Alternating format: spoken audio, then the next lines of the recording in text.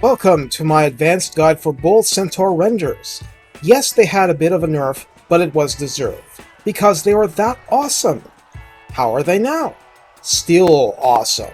I'm going to cover how to use them and abuse them against your foes. Please like, subscribe, and consider donating through my Ko-fi page. I'm trying to build up this channel into something we can all enjoy. Thank you. If you watched my video on the renders, you'll see the criticism I refer to about the base model. I even said that if the hitboxes were too small compared to the missile fire coming in, which I felt was likely true. I said that silver shields mean that they'll be stopping a lot of the missiles cold anyway. And what did CA do? It fixed the hitboxes and beat the shields down to bronze level though.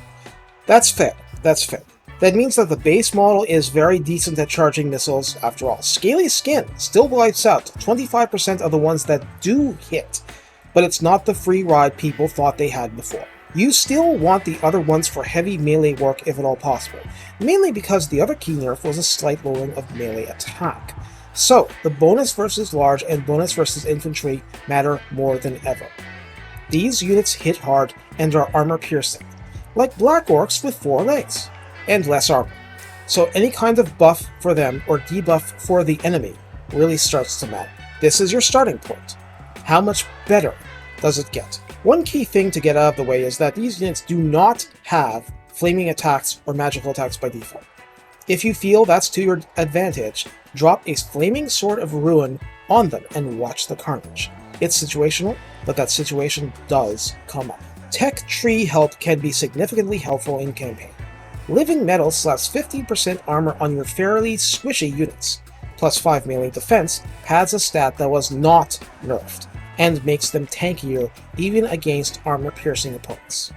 Temple Training adds 5% melee attack, and any units above rank 7 get perfect vigor. I keep ranting about how good this is because it is. Melee is very draining for units even if you are winning. It won't help much in a losing fight, but it keeps winning fights going until you run out of foes. Cool beans.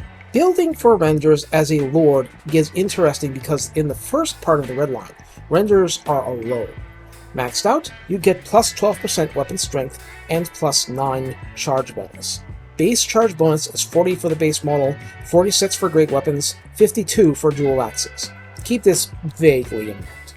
Wretched Warhost in the latter part of the red line gives another 12% weapon strength, another plus 12 charge bonus, and 10% physical resistance if a render is rank 7 or above. That's it. Now those are pure offensive buffs. Now let's go over the Hellforge because this is where it gets intensely interesting. Your first potential upgrade grants Murderous Charge to your renders. This exists as a trait for the Taurox heroes, and I like those heroes.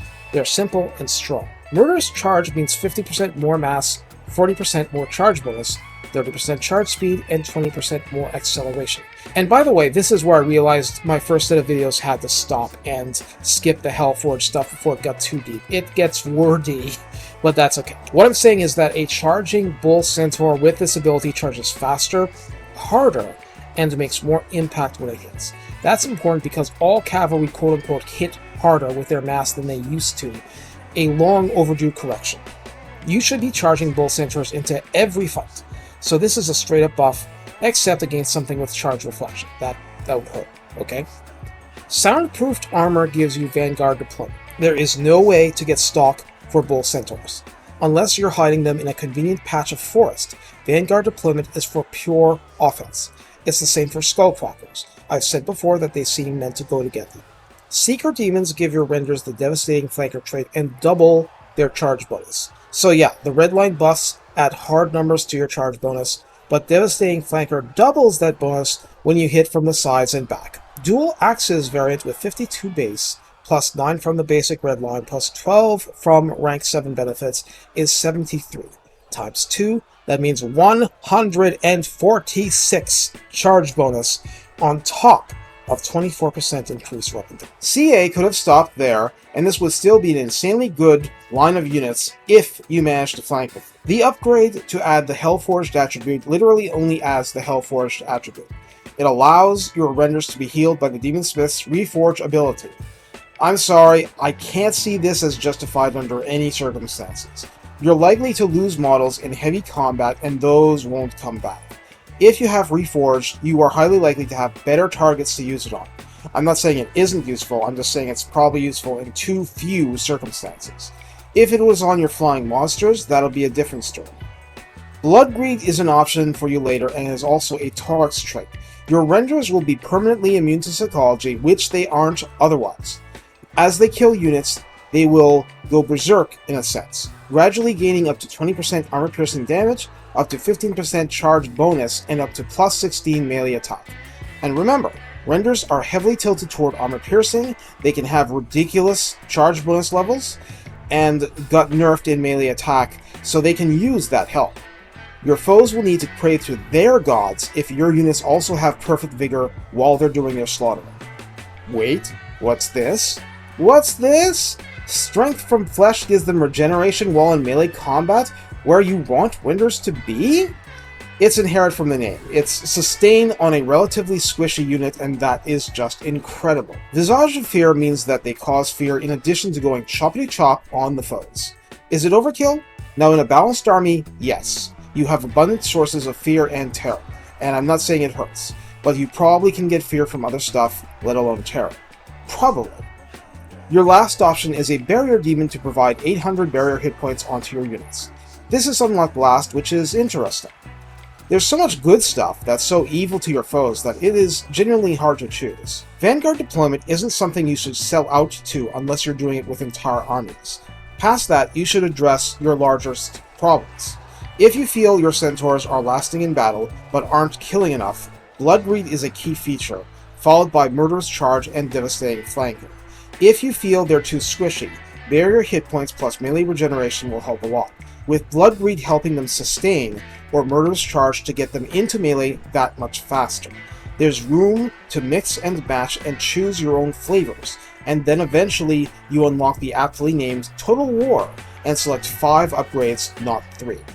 I know it was a long video, but I wanted an advanced class like this so you could stare into the abyss of the full potential of these units. So, one more little section.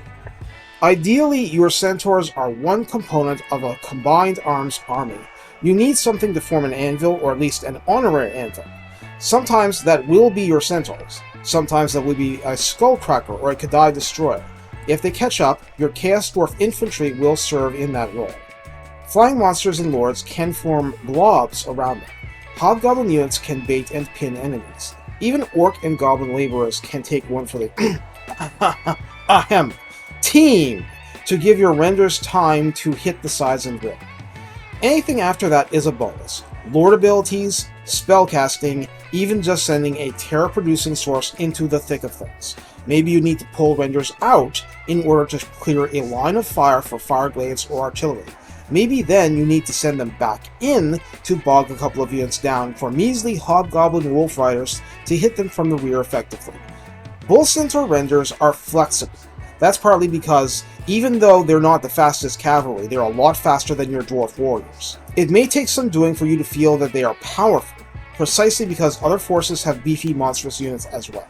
After all, these are beefy, but they are relatively low armored cavalry. They're not as fast as many others, they just hit really hard as the hammer to an anvil, smashing them against too many trolls, and they will get whittled down. You have to constantly judge how much is too much and where they can do the most damage. Take care and have fun.